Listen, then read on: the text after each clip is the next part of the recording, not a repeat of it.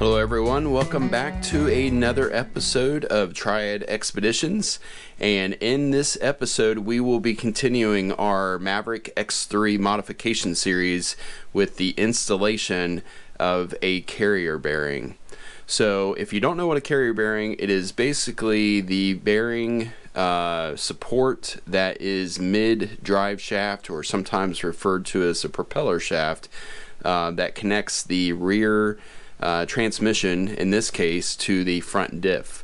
So, you know, these cars are rear engine cars, and they have a transmission to the rear that basically goes via to a belt to the rear diff, and then has a drive shaft that goes forward to the front diff. So just in case you are not familiar with how that works, and maybe even if you're a Maverick owner, you might not know how that works. So just, you know, we're here about educating folks, so that's why we're doing what we're doing, and just kind of enjoying it as we go along.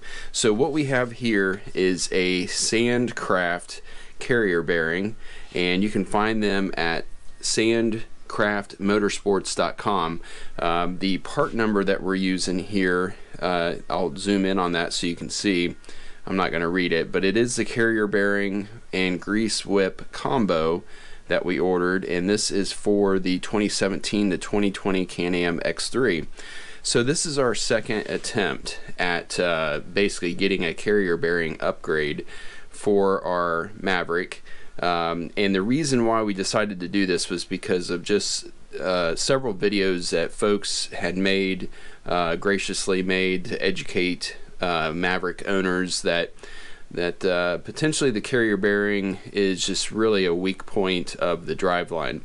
Additionally, the weak point of the driveline is the propeller shaft that is has U-joints that are not really rated for the speed or the RPM in which they're subjected to. So we had hoped to get a SandCraft driveline in addition to this carrier bearing, but it's not in the budget right now. We will be getting that in the future, and we definitely will do an installation video at that time for that product. So this right here is the grease whip. Basically what you do is you screw that into the Zerk, and then you have the Zerk fitting on the carrier bearing, and then you have a exposed Zerk that you can easily access so that you can keep grease to this carrier bearing. The first thing that we're presented to here is the fact that the instructions is online, and you can either scan your device, your tablet, or you can go on your computer or your phone to the actual website.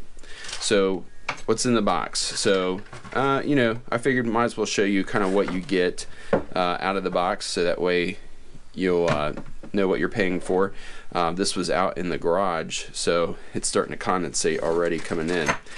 So what we have here is some new upgraded high quality hardware. This is something that you do not find on Can-Ams, because the hardware is pretty substandard.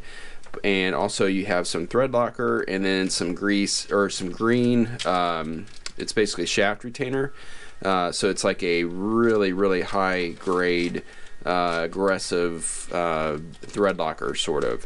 So different but similar. So anyways, and we got some washers, and then a snap ring, and then sort of like a brass retainer race there that kind of makes sure that the shaft actually rides on the inner race of the bearing. And then here you can see we have a really nice example of a carrier bearing that does have some adjustment, so for like misalignment type thing, and that's what those bolts are underneath. So we definitely well, and then the other thing that's unique to this is the fact that they use like a sleeved bushing here that has a rubber component to it that allows for this to allow it to vibrate, or to take, you know, to basically allow the drive shaft to have its way a little bit. And that is similar to the OEM setup. The OEM setup has a carrier bearing that rides within a rubber like boot. and that has a similar effect to that.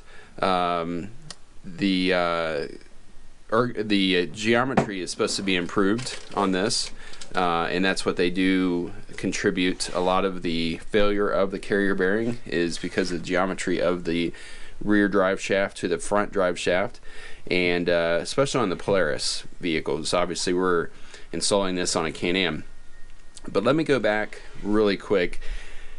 Like I said, this is our second attempt, and I'm not going to rant on about this very much, but in case you had not seen our previous video. Alright, did I mention that GoPros are pretty much junk? So yeah, this one is, at least. I mean, I'm sure folks get on, but it's never been great, so let's just get that out there. It just stops when it wants to stop. So, alright, back on track. Perfect timing, right, for this rant about Super ATV. So, Super ATV makes a upgraded carrier bearing housing that's billet, and then their Rhino drive shafts. I did not like the design of what they were proposing, and the disappointing part of it was that everything that they show online does not show what you end up getting. So I'm a big person as far as looking at stuff online and videos and their installation videos and what they show in their product pages, and saying, yeah, that looks like something that's going to work out. Well, what I received was not what they advertised. So it was a lot of misadvertisement, and then basically a discussion with them. They basically just dismissed all of it by saying, well, you bought something that we never advertised would work with your machine. So I did contact SandCraft, very good customer service. I asked them of whether this would work. Obviously they did not have a 2021 machine to verify. They were interested in me verifying that. Super ATV's comment was, well, we have a team that does that, so they'll get to it eventually. Not, well, why don't you give us a call and let us know how it works out, and that will maybe be something that will connect you with those folks, and that way you can give them the feedback. So yeah, very corporate-like on their part. This company here, SandCraft, small company, well, they're not a small company, but they are a smaller company than obviously Super ATV, but a very hands-on approach, I guess is what I'm saying. It's small company feel, let's just put it that way. Small company feel, very, very interactive, and yeah, so I'm going to give them the notes. You'll find out here. I'm not guaranteeing that this will work with your machine. That is not what I'm implying at all. But it says it'll work up till 2020. My machine is a 2021. So, alright, well, I'll take you along for this journey. Hopefully everything goes well. Famous last words as usual here in the UTV side-by-side world, as things commonly do not. But this is high quality, and we're starting off with some folks that really do step up their game when it comes to engineering. So, alright, on with it. Alright, so we are here installing the base plate, and the online instruction video shows you to install it with the etching going forward with the offset to the passenger side. They do make mention in the written instructions that you need to trim the plastic to make room for this, and so what they're referring to, I'll show you here, hopefully you can see it. So what they're referring to is that is the hole over there, and as you can see, this is not going to go. So we're going to need to trim that plastic, but there is another aspect to this that their 10-step instructions for installation does not cover, and some photos would be nice. I'm just going to say it right now, that first off, the online instruction video doesn't show anything about this, and it might have come along at a later year, to be fair. Definitely not trying to bash them, with this. They make an excellent product, so we'll be receptive to that. It just kind of, I guess, brings value to this video in that sense. So let's go around the other side. I want to show you the other thing that is a challenge with this.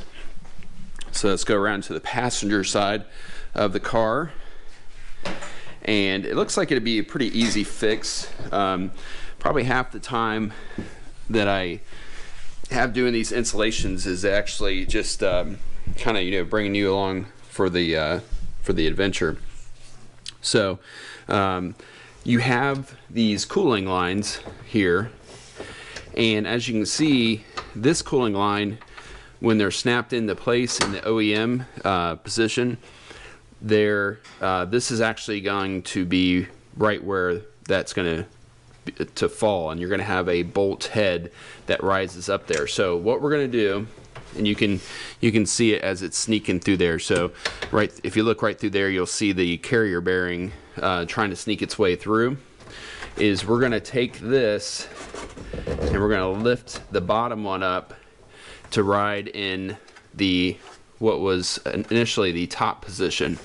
So one thing we're going to have to worry about is we're going to have to tie these lines up a little bit to make sure they don't rub. So I have to check clearance there, and kind of maybe get those up and out of the way just a little bit so that this isn't rubbing on this clamp here and rub a hole. And that is kind of the concern. You know, these are going to be touching each other, so we got this clamp that's here riding on this metal. All those things you have to consider when you do something like this. Now, I did look forward, and you're going to want to verify that forward here, that the top one is not riding against that bar. There is actually daylight underneath there. So what my thoughts are here is that I will run some additional zip ties along through here just to kind of squeeze these together just a little bit more. And back here, I may end up putting like a piece of plastic or something to actually make that more of like a standoff to protect this. So I'm not quite sure how I'm going to do that, because initially this was captured with this right here, but now it's not. So I definitely need to figure out a way to capture that. So maybe I'll take this off and drill a hole here. So maybe I'll take this bottom bracket off. So that's something to consider too. I think if I squeeze this together, I can get this to come out, and I can reutilize this bottom holder here and put it up here on the side and then mount it up like that. That'd be good. All right, I'll let you know how it works out. But kind of a, that's something to really consider. You're gonna have to bring that up, and then the next thing that I'll show you too is down here. You're gonna have to take your Dremel tool with like a coarse drum and Dremel this out pretty good amount to be able to slide this in here. So there's going to be this is the plastic that they refer to in the written instructions. All right, so we've got some success here with moving these coolant lines here. So let me point out with the flashlight here. So this bottom coolant line was lying in this area here. This one was here. Hopefully you can see that okay. So what we did is we took 2 of these plastic clip holders that you can squeeze and then use a pair of diagonal cutters, otherwise known as dikes, and slip them underneath there and slowly pry those out of there so that you don't cut them off and you don't ruin all of the barbs that are on there. So one here and one back there, we reappropriated those to be located here for the top bar. So here, let me turn this off, maybe you can see better. So here and also here. So yeah, and it's pretty sturdy, and that keeps that aluminum, I'm assuming, bar from hitting that hose clamp there. So your installation might vary. I'm pretty sure it will, since there's no real quality control there at the Can-Am factory. I'm pretty hard on them. But so, and obviously this is a 2021 car, so just keep that in mind too. Your routing may not look like this. So I'm not sure exactly what this is. Yeah, I don't know what that line does. I'd kind of like to figure that out so that if I ever did have a leak, I'd know what that is. But it's definitely not fuel, I don't think. No, it's not fuel. So anyways, maybe you can comment below and let me know what that line is. This top rubber line there, that's my wire, so I know that's good. What I did is I took some rubber tubing that I had. It could be like windshield washer fluid tubing or whatever you can get that's rubber, that's soft, and that you can slip a zip tie through. And so I basically made like a cradle here and also here to just pull that line up so that it's not rubbing against anything. And so it's nice and snug, pulled up against the wire, and it's not gonna move or chafe on the zip ties. So with that up and out of the way, we are ready to trim this plastic here with our Dremel tool, and then we're going to slip that in there and make sure the head of the bolt doesn't come too close to this. Good thing is these pop out of here, so we'll be able to run our bolt down through there without any problem once we get this plastic trimmed out. So I'll show you that step next. Alright, so we have taken the Dremel tool, as mentioned before, and trimmed up around the carrier. I'm going to have to turn the camera maybe sideways. I think you can see it right down there. So I'm going to show you from the other side. So that it's fitting in there now with the plastic trimmed, as they do specify in the instructions that you have to trim some plastic, and in fact you do.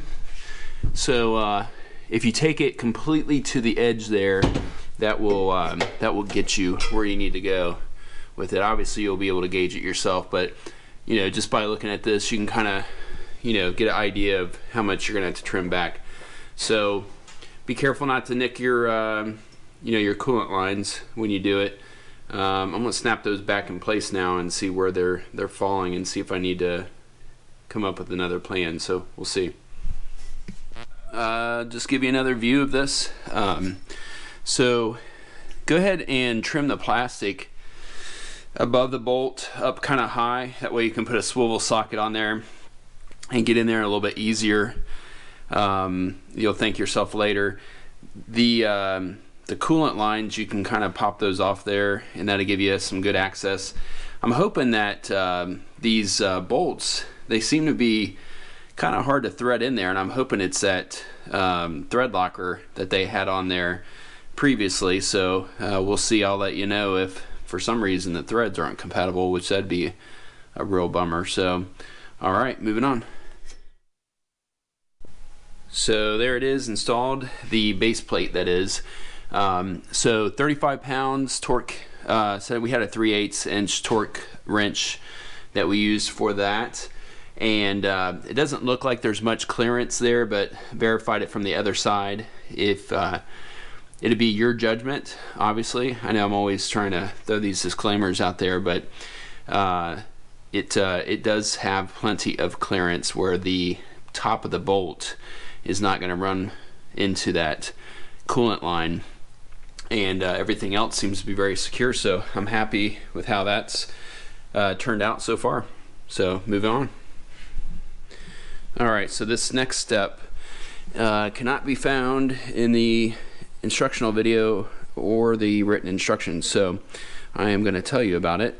What we're going to do next is we're going to take some of this degreaser. You can use brake clean or whatever, some type of solvent, basically to degrease the mating surface of the shaft here with our carrier bearing, and they provide the bearing and shaft retainer.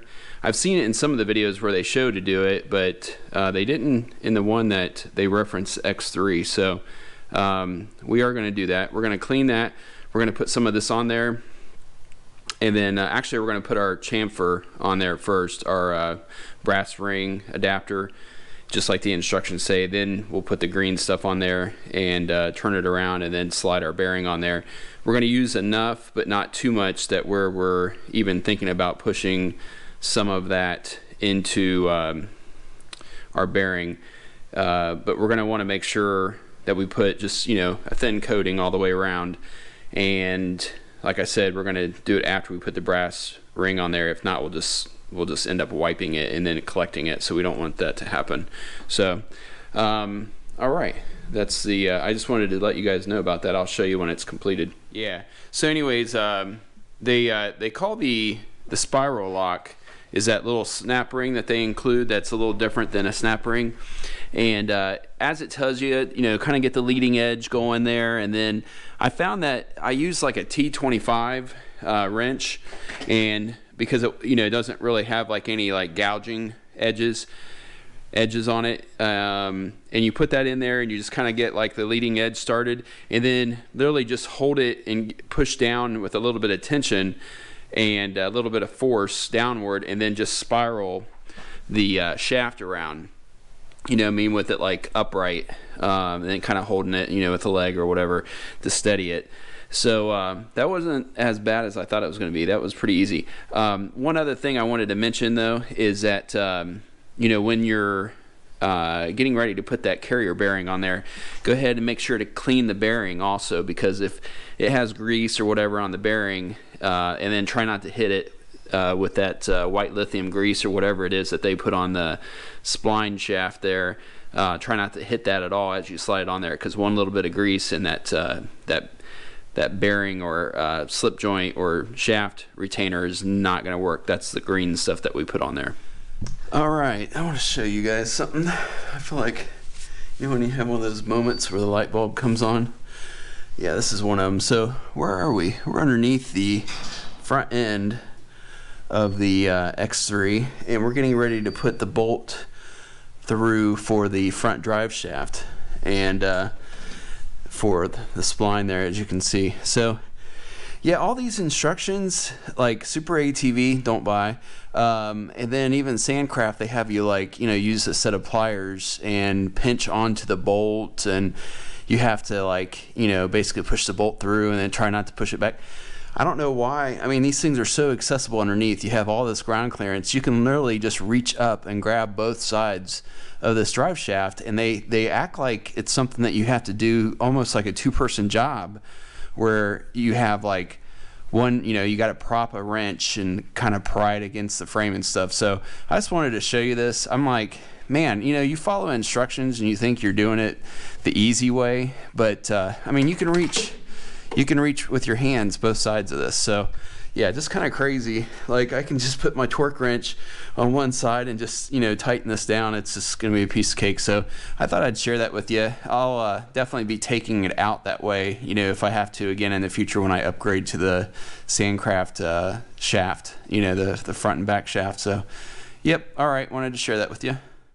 I also wanted to mention that if you have your car torn down like this, where you do have all the panels out, this piece right here, see it there laying on the ground, it normally goes in behind here like this, and that right there will make putting that drive shaft in much easier. I mean, you just basically slide it in sideways, so there's no fishing it in there. So two T30s, take that out, and like they tell you, torque those bolts for the splines down to 13 millimeter. The one here in the center gets done last. Make sure you read the instructions, because there is an order in which you want to do that. The next thing that's going to be put in is these two bolts underneath. I'll put that piece back, and yeah, moving right along. I'll give you guys probably a summary here next.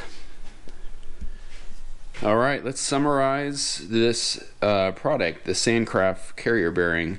So after a lot of frustration and the idea of having to press fit the Super ATV one, and then just not being happy with the design and nothing really lining up, this thing just went in just as easy as it could be. I mean, there was a little bit of clarification and yeah, trimming some plastic and whatnot, but I mean, it just, everything about it just speaks quality. A lot of the parts actually do say made in USA, like this hose has made in USA on it, and then obviously the carrier bearing is made in the USA. So just really happy with the result of it. Now I will explain real quick the external or the grease fitting, the whip or external grease fitting. I actually mounted it here. I put some of those surface mount plastic holders that I have that I've been using for the wire runs, and I put those down there, and then I zip tied it here flat. Now this will be under the foot of the extreme underfoot of the rear passenger, which is not going to really occur all that often, I am going to put a Zerk cover. So I ordered some of those to put on the end there so it won't get dirty. The reason why I did this instead of running it up through like the center console and stuff is it wasn't really long enough to run it into any other like location, and the curvature of it, when you have your side panels on, they actually come down to here on the side. So you know, this right here was gonna bend, was gonna kind of be right there where they normally do bend upward. So I didn't really want it to be like that, and I didn't want it to come out the side panels because I want to be able just to take those off just as easily as I have previously without and get them out of the way if I need to do work, especially like a trail side repair. So I really don't see any harm in this. It keeps the hose nice and straight. You don't have to take off a panel to get to it. You don't have to get behind a seat. Literally all I got to do is get in the back seat here and just find my way to the footwell of the rear passenger seat here and find this and hook up my grease. And I got a nice flat surface also to put my grease gun, as you know, I put the grease in there and manually pump it in. I did find, like, for my grease gun it was about 4 pumps. The cool thing is that the bearing there and that nylon the machine nylon there is almost clear. You could almost see through there. So I was able to see like the green grease actually filling that up, which was pretty nice. And I just gave it like a little bit more so I knew there was grease touching the bearing and kind of filling the bearing. I'll probably run it a little bit and maybe give it, you know, a little bit more grease later, but the one thing I didn't want to do was to over grease it or kind of hydrolock it with the grease. So you know, you got to be careful of that. So yeah, definitely don't overdo it. So I will, if I have any troubles, obviously, you know, I'll make a notation of this in the future. But I am giving this a 4.5 star, and I would give it a perfect 5. But the instructions were just a little bit lacking. They could have been, the written instructions could have been a little bit better, and definitely the video was just a little bit abbreviated. So for somebody maybe that is not so DIY friendly of a fella, yeah, this would maybe be a little bit of a challenge for some people. Obviously it doesn't take that much work to get it done. You just got to kind of feel your way through it and don't get discouraged. So yeah, all right, well, good deal, and thanks for watching, and I hope that you find this useful. One of these days we'll end up investing in the SandCraft front and rear drive shafts that are much better quality than the OEM ones, and it won't be hard to put them in there, so we'll get a little bit of use out of these and then do that. So everybody, make sure to hit that subscribe button and hit that notification bell if you want to be notified of future videos. A lot of exciting videos coming up, including I always try to give you guys a preview of what's coming next, including a shock therapy dual spring rate set that we're going to install on this, and we're going to be making a video before we actually order them, and I'll show you why. So hopefully you'll find that useful. So all right, everyone, take care and be safe.